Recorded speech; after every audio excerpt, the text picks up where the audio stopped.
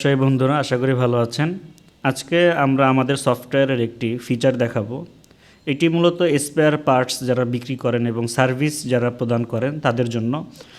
এটা কম্পিউটার দোকানও হতে পারে এবং বাইকের দোকানও হতে পারে। যেমন অনেক বাইকের দোকান স্পেয়ার পার্টস বিক্রি করেন এবং সাথে সাথে আপনারা বাইকটা সার্ভিস করে দেন। তো সার্ভিস এবং পার্টস দুইটা ভিন্ন বিষয়। পার্টসের স্টক ট্র্যাক করা প্রয়োজন হয় বা কম্পিউটার দোকান অ্যাক্সেসরিজ ট্র্যাক করা প্রয়োজন হয়, কিন্তু সার্ভিসের তো কোনো স্টক থাকে না।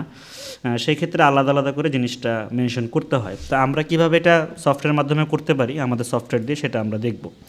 তো আমি যদি আমার প্রোডাক্ট লিস্টে যাই, আমি দুইটা প্রোডাক্ট অ্যাড করে রেখেছি আগে থাকতেই। যে এখানে দেখেন একটা হচ্ছে পার্টস এবং একটা হচ্ছে ওয়াশ।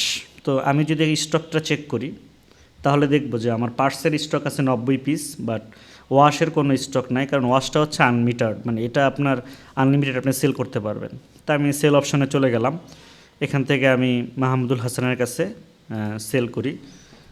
ফর এক্সাম্পল একটা ওয়াশ সেল করলাম 1000 টাকা এবং একটা পার্টস আমি এখানে সেল করলাম যেটা 10,000 টাকা দাম, টোটাল 11,000 টাকা দাম আসছে।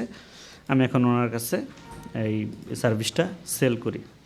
তো আমি 11,000 টাকার বিনিময়ে সেল করলাম। দেখেন একটা কার ওয়াশ এবং একটা পার্টস এখানে সেল করা হয়েছে।